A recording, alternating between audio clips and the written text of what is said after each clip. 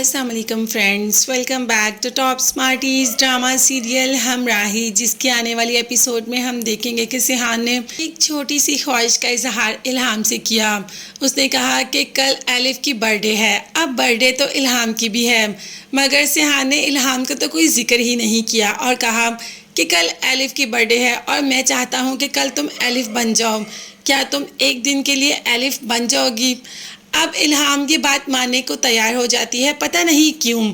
ये बात तो अभी इल्हाम भी नहीं जानती कि सिहान के एक बार कहने पर वो खुद को एलिफ में ढालने के लिए क्यों तैयार हो गई। खैर, अब ये तो बर्थडे पर ही देखेंगे कि कैसी एलिफ बनती है इल्हाम।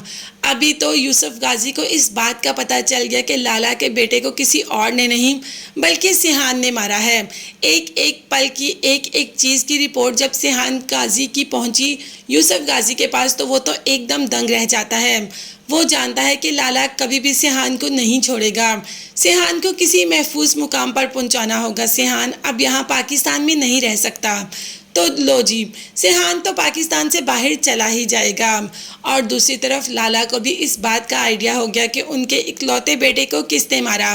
लाला को पता चल गया कि वो मारने वाला कोई और नहीं बल्कि सिहान यूसुफ गाजी है।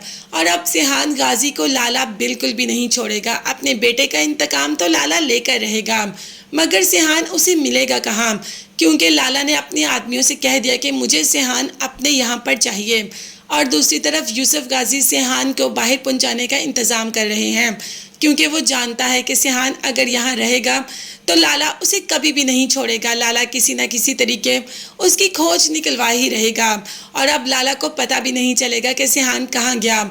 यूसुफ गाजी इस बात का जिक्र सिहान से भी कर देगा और सिहान तो बाहर जाएगा ही जाएगा। इल्हाम तो पहले ही वहाँ रहती है। अब देखते हैं कि वहाँ जाकर इन दोनों का टुकराव होगा या नहीं, या किसी अलग-अलग कंट्रीज में तो नहीं जा रहे। ये तो अभी हमें आगे जाकर पता चल जाएगा। फिलहाल तो हमें इस बात का है कि एलिफ के रूप में कैसे खुद को ढालती है इल्हाम। इल्हाम बिल्कुल एलिफ जैसा सॉफ्ट सा तैयार होती है। वो जानती है कि एलिफ कितनी सॉफ्ट स्पोकन और कितनी अच्छी है। जैसे ही सिहान के सामने आती है तो सिहान ये भूल जाता है कि ये इल्हाम है। सिहान तो उसे बिल्कुल एलिफ की तरह ट्रीट करता है और इल्हाम को भी ये ट्रीटमेंट बहुत अच्छा लग रहा है। सिहान अपनी मोहब्बत का इजहार इल्हाम के सामने एलिफ को करता है।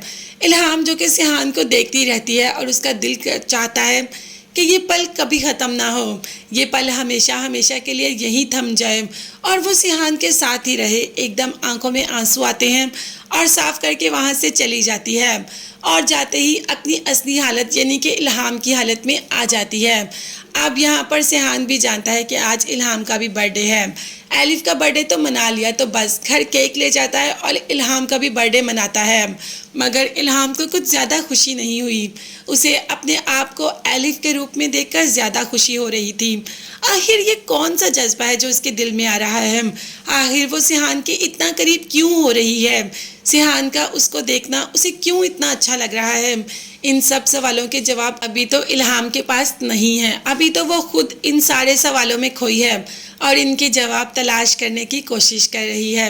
अब देखते हैं कि इल्हाम को अपने ये जवाब कब मिलेंगे और जवाब सुनकर क्या इल्हाम खुद पर काबू रख पाएगी, क्योंकि अब वो सिहान के साथ एक दिल का रिश्ता जोड़ने जा रही है जो कि जुड़ चुका है और उसे पता भी नहीं। अगर आप लोगों को तो पता है ना कि चैनल को सब्सक्राइब करना है, तो प्लीज़ चैनल को लास्ट में सब्सक्राइब कीजिएगा। मुझे और मेरी फैमिली को भी अपनी दुआ में याद रखिएगा। नेक्स्ट वीडियोस तक के लिए अल्लाह हाफिज़, bye bye and take care. और बेल आइकन प्रेस करना कभी मत भूलिएगा। थैंक यू, अल्लाह हाफिज़, बाय बाय।